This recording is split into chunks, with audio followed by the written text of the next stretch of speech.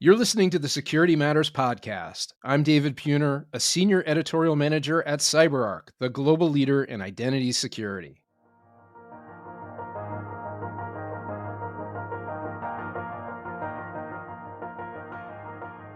Imagine buying a car with no make or model. You wouldn't know what's under the hood, who built it, or whether it's safe to drive. That's how most enterprises run their digital supply chains today. Critical software made of unseen modules built by unknown contributors with vulnerabilities you can't trace. Resilience begins when the unexpected happens, and the only way to catch that shift is by sensing it before it's too late. Prevention matters, but attackers always have the first move. Defenders must detect fast and recover faster. As AI and AI agents enter the mix, identity, more than ever, cannot be a one-time login. It's about continuous verification, behavior versus intent, across people, services, APIs, bots, and a growing landscape of AI-driven tools. Today's guest, Rethink Levi, professor at the MIT Sloan School of Management, helped pioneer early cyber capabilities in Israeli military intelligence. Now he researches resilience in complex systems, from hospitals to global supply chains to AI-enabled enterprises. In our conversation, Rethink unpacks why prevention alone isn't enough, how to weave resilience into the fabric of organizations, and why identity must expand to include machines and AI itself. This is Security Matters. Let's dive in.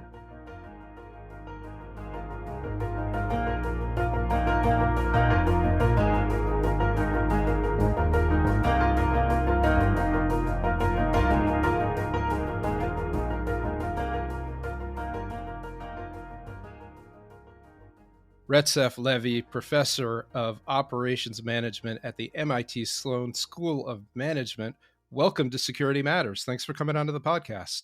Thank you for having me. I look forward for the discussion. Absolutely. I presume this will be the best part of your day, considering that we're recording fairly early for this particular podcast. So let's just jump in. There's a lot of great stuff to cover here.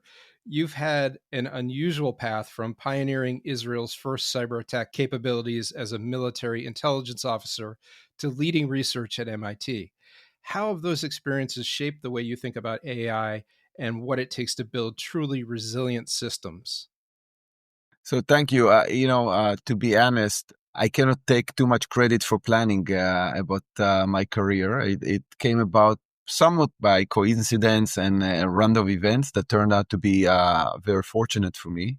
I grew up in Israel, and like any 18-year-old, joined the military. At the beginning, I was planning to actually go to academic reserve, do a bachelor degree in mathematics and physics, and then kind of decided that at the age of 18, I wasn't ready to commit. Mm-hmm. So was sent back to the military and was being triaged. Ironically, one of the people that triaged me told me at some point, hey, you're not good enough in mathematics, so we're going to send you to some course in Arabic, because I actually studied Arabic at school. And I was like, what do you mean I'm not good at math? I'm pretty good I think I'm pretty good at math. So that sounded at the time as a horrible kind of statement, but turned out that it was a course that ultimately led me to join a unit that was focused on special operations within the intelligence forces in the Israeli army. At some point, was tasked with some kind of startup within the organization to think about what the new technologies, what kind of opportunities they give rise to. And I was fortunate to be part of the pioneer team that developed some cyber attack capabilities. And then at some point, the military sends you to go to university. So I was sent to study in Tel Aviv University, and initially decided, okay, I'm going to do mathematics because I had to show this guy back to the math that I'm actually pretty good in mathematics. And I'm going to do psychology together with that. And I wanted to study the brain, and had some thoughts about that. it was funny. There was some problems with the schedule of the two concentrations, mathematics and psychology, and some bureaucracy. Kind of, they didn't cave and didn't allow me any flexibility. So at some point, I said, for the heck of it, I'm just going to do mathematics. I had to choose a trend, and I opened the book and I look on the book and I say, "Oh, theoretical math. I'm not good enough. I'm not smart enough. Computer science. I don't like coding."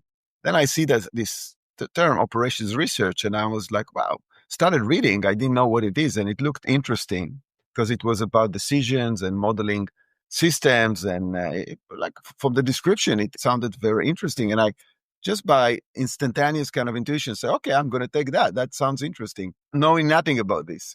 A year later, actually, the military called me in to go back within the middle of study. So after 1 year of bachelor degree between 26 to 27, I stopped for 2 years, went back to do a role in the military, and then came back 29 to 31, finished my bachelor degree.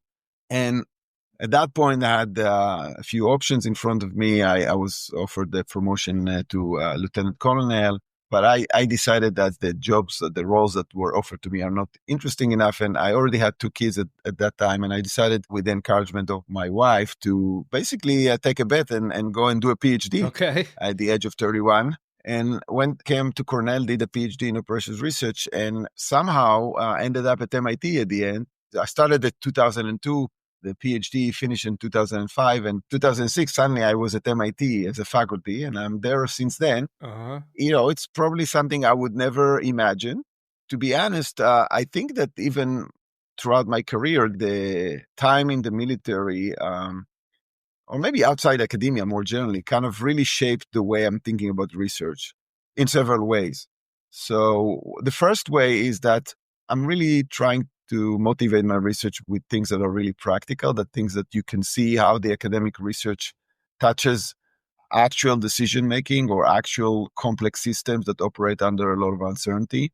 Because if you think about most of the business systems and other systems in our life, they need to manage a lot of uncertainty. And that's always something that I was attracted to as an academic, because I was also dealing with that as a practitioner when I was in the intelligence. So that kind of attracted me to think about very, very complex systems in different areas. So I've been working in the area of healthcare, a lot of work with healthcare systems, a lot of work with how to manufacturing biologic drugs, a lot of work on food and agriculture supply chains, on water systems more recently, but also on retail, logistics. Essentially, I can get interested in any complex systems that operate under a lot of uncertainty and with great consideration to risk. And I think that kind of tendency is probably coming or is originated from my background in the military. And the way I'm thinking about uncertainty is really through the notion of risk and intelligence. And I think there's a lot of overlap in that respect between my academic work and my experience as an intelligence officer. Now, AI is kind of, to some extent, it seems like a new trend, but one way to look at it is that this is just merely a new set of technologies that will allow us to design work and to make decisions and to design business and organizational systems that are just more intelligent. But many of the dynamics, including issues related to resilience, are not going to be fundamentally different. They're going to be potentially with new aspects, could be important aspects, but it's not an entirely new set of problems that we have to start thinking about them. And there is some close connections between things that I've been thinking about before AI kind of emerged to be the next buzzword, and how I think about it in the context of AI. Really interesting, this thread about your curiosity in uncertainty and complexity and how it's taken you down this path. AI and AI enabled systems, do you think that it enables uncertainty, or is it a way to cut through the uncertainty, if it's even on that thread? So I think that the answer is both. And let me just give a few examples that kind of maybe illustrate why it's both in my mind. One of the things that is very, very important to managing risk is sensing. So if you actually think about a complex system and you think about the human operator or decision makers that have to make decisions within that system, if you analyze specifically the big mistakes that they make, like more kind of big failures of systems, More often than not, it stems from the fact that the operators did not have good situational awareness of what the state of the system is. And they basically operated the system with one set of assumptions, whereas the system was essentially in a completely different state. And that dynamics can happen at the individual level when you actually think about a lot of medical errors in hospitals. Often I just assumed that you need this dose, but in fact, the dose was changed. I was not aware that someone else gave you some contradictory drug. But it also can happen in the system level when basically people within the systems are just operating based on one set of assumptions that it just completely doesn't match the reality. And more often than not, that comes from insufficient sensing of both the system itself and the environment of the system. So in that respect, if you think about what AI brings to the table, if you actually think about what is the major enabler of this revolution that we are seeing, it's actually the greater than ever ability to sense systems and create better situational awareness of those systems. So that actually gives us a major set of capabilities to allow us to sense systems better than ever and be able to understand that the signals that we get. So let me just give a few examples just to illustrate the point. So let's just think about retail. I don't know how old you are, but when I grew up, we would go to the local grocery and the person would basically write down what we bought and we would pay once a month, right? And then after that, there were credit cards and point of sales data, so you could actually track and sense what customers are actually buying. And today, we have sensing systems that really can sense everything that the customer looked at, talked with their spouse or partner near Alexa. You talk about something, the next day you're going to get a promotion of that something. All of these are examples of very, very advanced sensing, sometimes scary because basically know everything about us. And it allows the system to really know what am I interested in, what might fit me best, and it allows the system to operate in a much more effective and efficient way. Now, let's just give it a completely different example. I mean, I'm wearing a Whoop. I don't know. You're wearing an Apple Watch, right? So think about that. Like that's kind of a sensor that basically monitors our health status or vital signs in a completely continuous manner. Like something that in the past, like the only way you could measure someone if they would come to the doctor's office and someone would put some device on them, right? So in that respect, I think AI is bringing a lot to the table, right? What is the flip side of that? Flip side of that is that more often than not, AI-enabled systems are more complex. They bring more complexity. Why? Because there are more sensors, there are more advanced algorithms that could be more and more kind of opaque. There's a lot of data and inputs that are now being brought to bear that you don't fully understand. And that complexity and that opaqueness are actually bringing a lot of risks. So like most things in life, there are pros and cons here, and there are things that are getting better and are allowing us to actually manage risk and maybe do things that we would never be able to do in the past, right? Think about, okay, if I'm a bank today, I can actually potentially track for fraud in a much, much better and more efficient way with the capability of analyzing a lot of unstructured data. Right. But on the other hand, we are creating, and that's maybe something we are maybe overlooking to some degree, we're creating more and more complex systems that are really opaque. And that's kind of a major source of risk and also a major source of something that can harm resilience. Resilience. So we've heard you talk about resilience in AI enabled systems. What does that really mean and why is it so critical right now? Okay, so let's just step back. I think that the importance of resilience became very, very apparent to all of us, particularly during the COVID years, right? Like when many critical systems in our life did not work anymore and were seriously disrupted. And many of them were systems that we would have taken for granted that they are there and they will always operate, right?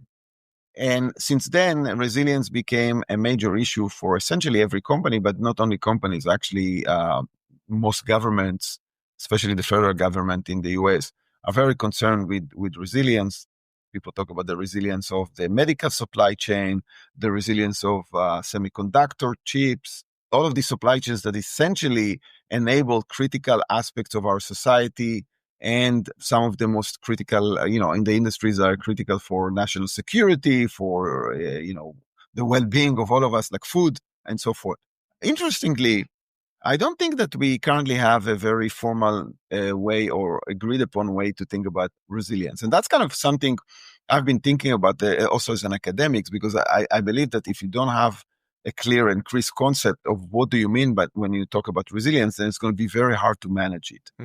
And where I ended up in my thinking about this is using the concept of what I call irregular operations to define resilience. So let me explain what I mean by that. So if you actually think about any organizational systems or any business system, it has an operating scheme. This is basically the way the system operates on a regular basis. And that operating schemes, more often than not, has a lot of means to manage uncertainty. So, for example, if you think about the operating scheme of an airline company, clearly it will be a little bit problematic if they didn't have a lot of things to deal with, let's say, weather uncertainty. However, if you think about any operating scheme, it has what we call enabling operational conditions or operational boundaries. These are all the things that you have to have in place to allow the system to operate in steady state successfully. And I think that most of the time, this is why steady state regular operation, most of the time, these enabling conditions are there and the boundaries are not broken. But there are times when these enabling operational conditions are not valid anymore. They are disabled for one reason or another. And the boundaries, the operational boundaries of the systems are actually broken, in which case the system has to adopt an entirely different operational strategy and tactics. And resilience, in my mind, is the ability of systems to do this successfully. In fact, I think that many risk management failures stem from the failure of the system sufficiently manage irregular operations. Now, the disruption could be quite broad, like it could be pandemic, it could be like a cyber attack, it could be some supply chain disruption, it could be some political, geopolitical event, regulatory event, like you name it. It could be quite broad. But more often than not, what it turns out that the operational enabling conditions of systems are not necessarily the shiny, expensive things. Okay. More often than not are the things that you take for granted. And my favorite example on this is until 2020, if you ask probably hospitals whether surgical gloves are an enabling condition for them, they will tell you, what are you talking about? This is the cheapest supply in the hospital. Well, we have all this expensive, shiny stuff, the buildings, the doctors. But until you don't have surgical gloves, then you cannot actually perform surgeries. And the lesson from this is that it's actually not obvious for an organization to understand what are the enabling operational conditions that the organization relies on. And in fact, I would argue that most organizations operate without having good or comprehensive and definitely not collective understanding of what are the operational boundaries of their system and what are the enabling operational conditions that they have. And that's kind of a source of big risk. Why? Because if you don't actively know, purposely know that something is enabling your operations, then you might not even sense that your system is shifting from regular operations to irregular operations. And coming back to the situational awareness, if you don't have that situational awareness, if you don't have the plan, right, to react, then you're more likely than not going to fail. So 2020 and what came to follow, that wasn't a wake-up call for companies? Or do you think that they've come a long way, they're just still not there? Absolutely, it was a wake-up call. I think companies are now thinking about this more and more. They want to do it. Cyber is one of the things that you probably know. They think, but the fact that you want to think about something doesn't mean necessarily that you immediately get it right and you think about it the right way. Right. Usually companies and organizations, they want to buy something that will solve them the problem. And the fact of the matter is that you actually need to fundamentally change the way you manage your internal processes and really understand your system. And because if you don't understand your system, it's going to be very, very hard for you to manage it and keep it resilient. So I think that some companies are doing it much better. So there are some companies that led before even COVID in terms of resilience. So if you think about companies like Cisco, like Apple, they understand their supply chain 5 or 6 levels upstream the supply chain. So they will actually validate the supplier of the supplier of the supplier of the supplier. And they will understand exactly, they will have transparency and monitoring of all of these nodes in their supply chain, because what they understand is that sometimes a very upstream disruption can trickle downstream and affect their operations and their resilience. They want to be able to know about this in a timely manner and act. Now, that's the physical supply chain. Let's just take it back to cyber and alike. If you think about most of the cyber attacks that are happening in the recent years, at least many of the successful ones, they actually leverage what I call the digital supply chain. They basically, the attacker or the attack vector is essentially leveraging the fact that we more and more our operations rely on digital products, on software, on digital products that has their own supply chain. Mm. And when it comes to our digital supply chains, I think that actually most companies, if not all companies, are completely blinded. At best, you know who you're buying an app from, but you don't know how this app was developed. You don't know what sub-modules were inserted to that or are being used by this app. So most companies don't have a very good clue about their digital supply chain. So with digital supply chain, with so many components coming from different sources, how can security leaders even begin to map and secure that ecosystem? I think it's a very, very non-trivial challenge. I think it starts by asking questions and building best practices to start understanding your digital supply chain and have sensors to try and kind of figure it out. So, for example, one sensor could be, I need to understand all of the vulnerabilities that emerge and understand which one of them could potentially have an impact on me. Some of this might be done by companies themselves, or some of this might be done by service providers that will be able to provide it going forward. Some of it should be potentially addressed by regulatory requirements, because I think that currently we have much fewer regulatory requirements of basically describing what the product is, right? So let's just take a completely different example. Like when you take a drug, a pharmaceutical drug, right?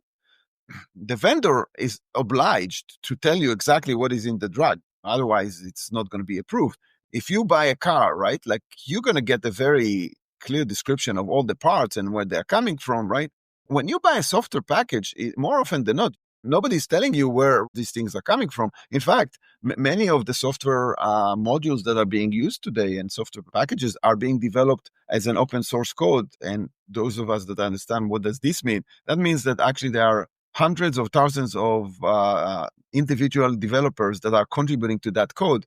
Most of them are completely anonymous and opaque, and they're being managed in some ways that don't think anybody will understand them. And if you think about that, the contrast between the two examples or the three examples that I gave you, drug, car, and then a software piece that might be actually responsible to some of the most critical operations and functions in your organization, right?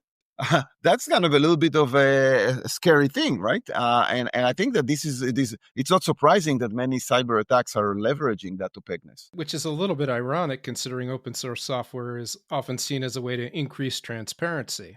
Theoretically speaking, but like if you don't understand the creation process and who got involved in that creation, then I don't think that you really get transparency, or you don't get transparency that is sufficient to really protect yourself from malicious actors, right? Are there practical steps that companies can take to use open source software safely, or to use the products that open source software creates? I think it's really an industry effort to change the standards of how these projects should be managed and the transparency that they should give to the people that use them. Currently, I don't think there are any expectations, not at the industry level or at the regulatory level. And I think that we will have to change that. I actually have an active research on this, and we are trying to essentially understand what are the different management practices of different open source projects. What is the composition of the contributors, the people that actually participate in the development of these products? What are the dependencies between these products? Because these products sometimes use each other, right? Leverage each other. How quickly vulnerabilities are being detected, and what is the exposure time? So I actually think that what we are seeing is suggesting that there is a high heterogeneity between different projects. And that's kind of what I usually say to people. It cannot be that all of them are doing it optimally, right? So we need to learn what are the best practices and then maybe expect more kind of well-thought standards. You've described AI models or data and even their developers as opaque. How can organizations tackle that opacity? Is it realistic to make these systems more transparent or audible? Which seems like that's the answer, but is it realistic? Before I answer that, I just want to illustrate the challenge. So if you actually think about traditional AI, the very traditional one, the very basic one, right? People took some data set and ran some linear regression on it. You usually own the data set as the organization. You knew what that data set is. The model was maybe, I don't know, one parameter for each one of the variables that you put in. And it's very interpretable. You could actually understand exactly the data and exactly the model, right? Today, if you think about large language models, for example, right? Like large language models are basically trained on the entire internet. You don't have a clue what data is being used there. So you have complete opaqueness to the data that is being used, and it changes over time. And they also have, I don't know, 10 to the 15 or north of 10 to the 15 parameters. And nobody really understands how these things work. So, and then you take these modules and you either use them to do some things in an automated way, or you give human operators, decision makers, to interact with them in a way that is completely not controlled and not standardized. Just to illustrate the level of opaqueness, this is a highly opaque system that almost by design, you don't know what its boundaries are right now. I'm not sure I have all the answers about how to do that. Otherwise, I'm probably not going to talk to you and I'm going to be in Wall Street very rich. But I know what some of the questions that we need to be asking ourselves. Okay. So the first question is, how do we put guardrails that make sure even if something goes wrong and when we are not aware of it because it's going to be opaque, it's going to have a somewhat limited impact on our operations, right? The second thing is that I think we need to have much more standardization and transparency to how people are using these tools. So actually, to some extent, most companies that, let's say today implement agents, right? It's kind of the new kind of thing, copilot agents, right? I don't think they actually monitor very carefully about how people are using this. They just leave it to you to kind of figure out, or maybe they give some guidance, right?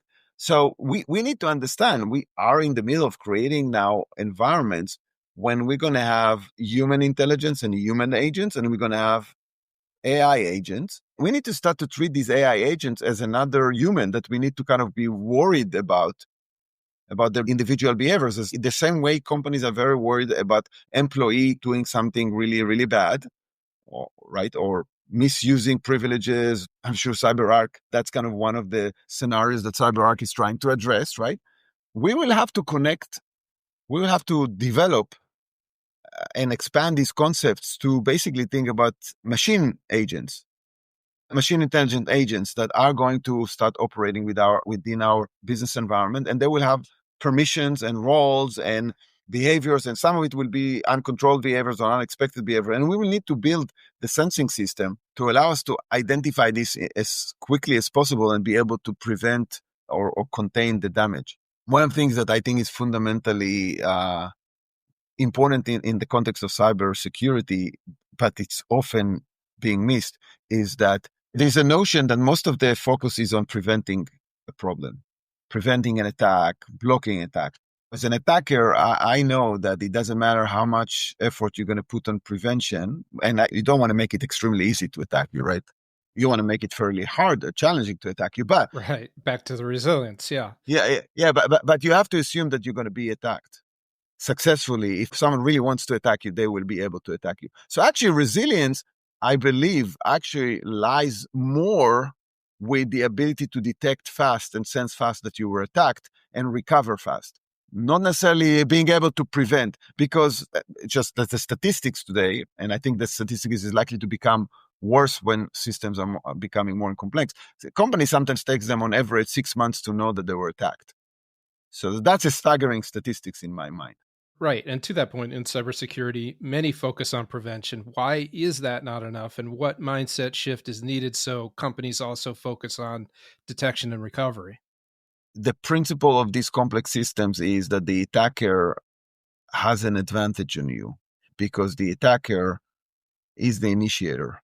When you defend, when you're in prevention mode, you are static, you are responsive almost by design, right? So yes, you can do things. You can do things, and you should do things to make it hard for the attacker to attack. But I think that the experience suggests, given the sufficiently qualified attacker. And by the way, we haven't spoken about this, but these AI technologies are giving to the attackers a set of tools that they didn't have in the past, both in terms of the sophistication of the attack, but also the scale of the attack of trying a lot of times and simultaneously and increase their capacity of trying. So you have to assume that you're going to be attacked at some point. Right. Successfully. You're going to be penetrated. Something will be disabled. Now the question is how quickly you are going to be able to detect that and how quickly you're going to be able to recover. Because finding about something in 2 hours or 3 days or 1 week or 6 months is going to make all the difference in the world for you in terms of the impact on the organization and the resilience that you're going to achieve. So to me, I cannot emphasize this more, that should be a fundamental aspects of the way organizations think about resilience, but also specifically in the context of cybersecurity, that the sensing of being able to sense that you were attacked, that you're in irregular operations, and be able to recover from this quickly with minimal impact is absolutely a critical capability that I don't think we are emphasizing now enough at the moment. So, with attackers already using AI to scale and adapt, how should organizations respond? Is it really going to take AI to fight AI, or do the fundamentals still hold up? I think it's going to be a combination of things. And again, I don't know where we're going to end up. This is an ongoing evolution, right? Like, You don't have a crystal ball? well, it's also the defenders are doing something, then the attackers are doing something in response, and back and forth, right? That's kind of how life works. But one thing, though, I would like to emphasize is it doesn't matter how sophisticated the technology that you're going to leverage to defend. I think that the best defense is understanding your system. And the best defense is having your operators understanding the system that they operate. The more they understand it, the better chance you have that they're not going to make a mistake and going to be able to detect this type of attacks. And then it goes back to really a set of processes and behaviors that you want to be disciplined about. Because even today, most of the attacks are essentially the result of human errors. Hmm. Not all of them, but most of them are. There is some significant element of human error. And typically this human error comes from either lack of sensing, lack of situational awareness, a lack of discipline and clear processes, or cultural issues that people just don't follow what they're supposed to follow. And by the way, having sensing about that. So when people don't follow what they are supposed to do before something happened, that's actually, again, part of the sensing capabilities that organizations have to put in place. But unfortunately, we often think about it as okay, give me this silver bullet product that will give me the solution. That's more often than not sufficient. That could be a pivotal element in what you're trying to do. But if you don't build around this a process, a situational awareness of your system, I think these products are not going to be very, very effective. Anyway, to some extent, identity verification, identity recognition is part of creating this kind of transparency, if you think about it, right? As AI changes the threat landscape, do you see identity becoming an even bigger target? And what kinds of attacks concern you most? Well, I mean, absolutely. We tend to think about so far about human identity, right? Like user identity. And when we said user identity, traditionally we meant humans. Now we're going to have user identity associated with agents, AI agents or machines. Like we will need to expand that process. And the other thing is, I think traditionally we think about identity verification as a transactional thing, namely basically, okay, I need to log into the computer and you're going to verify that I am who I am, right? But I think that identical verification going forward will have to expand its the notion to, I'm going to essentially look at it as a continuous thing. And I'm going to basically look on what you're doing vis-a-vis what you're expected to do. And I'm going to try to basically highlight the deviations or prevent deviations, right? And to me, that's kind of a broader notion of identity verification that is not just about who you are, but also about what you're supposed to do vis-a-vis what you're actually doing. I think we'll need to kind of expand that notion in that direction in order to be able to address the challenges that are going to grow. And all those this deep fake and other things that are now at the disposal of attackers are creating a lot of new scenarios that I don't think we even know all of them at the moment. So, then with so much talk about automation, how do you figure out what should stay human and what's safe to hand over to machines? I think we are going now through a new revolution of how we design work. If you think about this, but historically, right, the first revolution was the Industrial Revolution, right? Was the assembly kind of line. What was the premise behind that? We're going to take very complex tasks and we're going to break them into very small, repeated tasks, right? That can be done at scale by relatively untrained people. Mm-hmm. Assembly line style. The assembly line, right? That kind of the Industrial Revolution. That's kind of what drove one revolution in how we do work. The second revolution was the what we call the re-engineering or the service sector revolution, where basically we realized that when you actually provide service, the inputs and the outputs are too kind of unpredictable. So you actually need to train people that will be responsible for. These are sometimes called the caseworkers, the people that are responsible for an outcome, namely, okay, you're a guest in my hotel. My outcome is that you're going to be happy. And in order to be able to accomplish that outcome, I need to be able to coordinate and do some tasks, and sometimes being supported by some experts. Now, the current revolution that we are going through now is really, again, changing the way we're going to design work. That first, it automates a lot of tasks, and not only the immediate ones the simple ones that you see on the assembly line. That's kind of the easiest to automate because they are very repeated, they're very predictable, right? So that's kind of the low-hanging fruit of automation. But now, we with all of these more advanced tools, we're going to actually try and automate a lot of caseworkers. We're going to either replace them or put nearby them agents that are going to help them to do that kind of integration. A third thing that we are going to change is, I talked about, we're going to have sensing that is far more advanced than we ever had, using a lot of modalities of sensors that we are putting in place to actually understand our sample systems, right? Different systems in our life. The challenge is that as we're doing this, we are losing transparency to how the system actually works. Because when you put an agent, these agents, like more often than not, especially if we are not careful and when we do not know what we are doing, these co-pilot and agents and the way humans are going to use them are going to create a lot of unexpected patterns in our system. So to me, the key would be is how to kind of get some more order and discipline into the way we use these tools, and then put the right sensing systems over them. So we will have, on one hand, clear understanding of what are we expecting that will happen. That's kind of one key element to that. And I don't think we are currently designing or formulating an understanding of what are we expecting to happen, because this is really about process design of exactly what are we expecting to happen, right? The second thing would be putting sophisticated sensing capabilities to understand when there is deviation from what is expected. And to me, these are the two elements that basically, without them, you're going to be very, very challenged to manage both risk and resilience. There's a lot of concern about humans losing skills as AI takes over more tasks. How real is that risk? And with your perspective, speaking to young future leaders in the classroom at MIT, what can we do to prevent it? And how are they looking at that risk?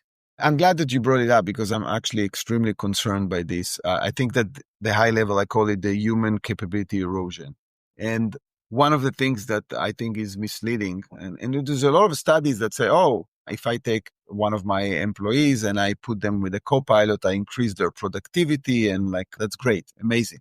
The one thing that this is actually overlooking is that if you took an experienced employee that knows how to do this work from experience, right, personally, and then you added them an augmentation with an agent for the sake of the discussion, right?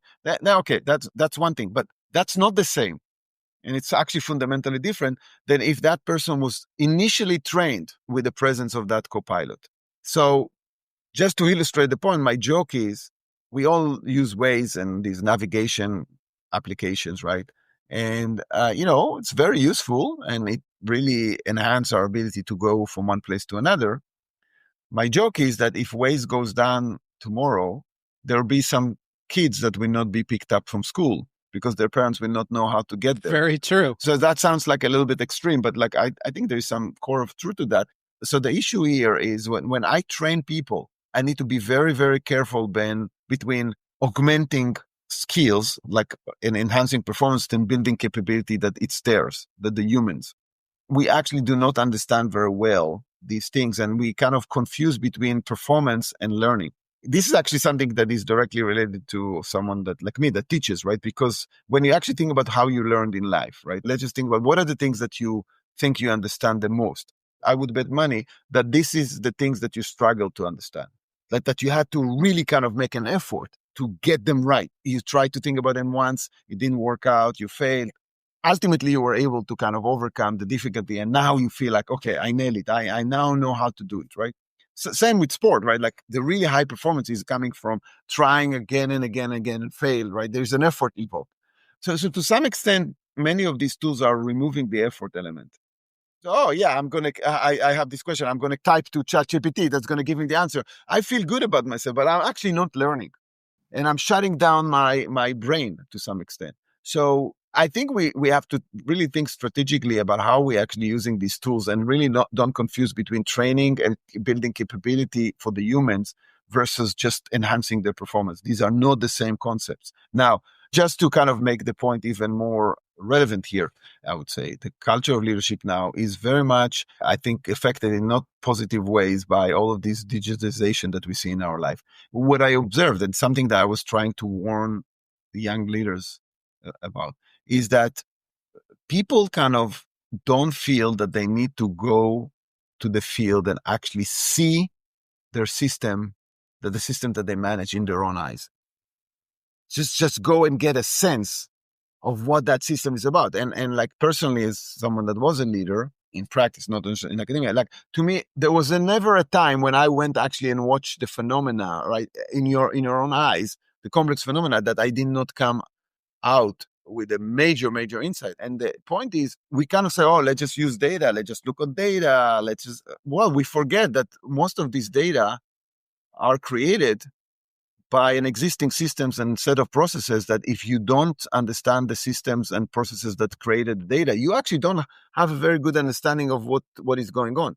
So this whole notion, I'm going to sit in my on my seat and I'm going to look on all of these numbers and analyze them and apply very sophisticated models, which absolutely, I'm the last one to say that that's not important and powerful. I do that all the time. That's kind of my academic profession. But I think that we often miss the fact that, well, that has to be contextualized.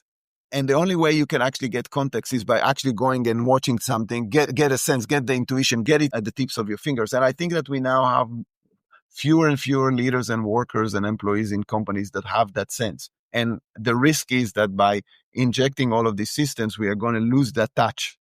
Do you think part of the challenge is that people and maybe even organizations struggle to see the full picture, to really peel back all the layers and understand both the objective facts and the more nuanced subjective elements at play?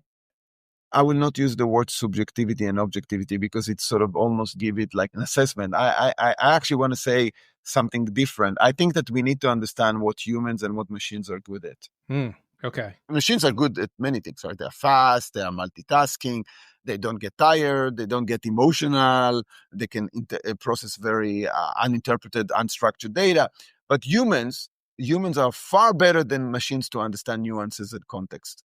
And if you put them in a situation when they lose their ability to understand nuances and context, that's something you can only do when you have a sense of the system that you operate, right? Then you are going to lose a very critical capability of your system that is absolutely critical to be resilient, right? Because a lot of the time resilience is understanding, well, something in the context changed. This is actually not the same context that we usually have. We need to actually do something different. And I think that machines can help with that, but there are always going to be some point where only humans will be able to kind of figure it out. My concern is that we are losing that capability. That's going to be quite scary if that happens. And I think organizations that will be in that situation will have a problem. You said that addressing AI risks will take companies, governments, and academia working together. What does that look like in practice? Standards, alliances, something else?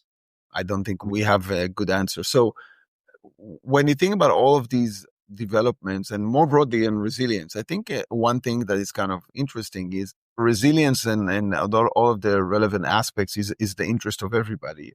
I don't think you can ask any stakeholders in the ecosystem, say, hey, I think that resilience is not important, right? The problem is that it's not obvious who's going to pay for resilience. Actually, if you think about most of the economics models that we have currently to think about markets and industries and ecosystems, I actually don't think that they even have that concept well defined. So I think that one aspect would be, okay, how do we think about resilience at the industry level, the market level, the national level? What is something that government should require and as a regulatory expectation? What should be regulated by the industry? What should be standards? Who pays for that? How do we price it? Right. I don't think we have those concepts well thought at the moment. I think that that's a very ripe area for collaborative thinking, both within the industry, the government, and academia. The other thing is many of the questions that I asked and I raised, in order to answer them, you need to share data across different stakeholders.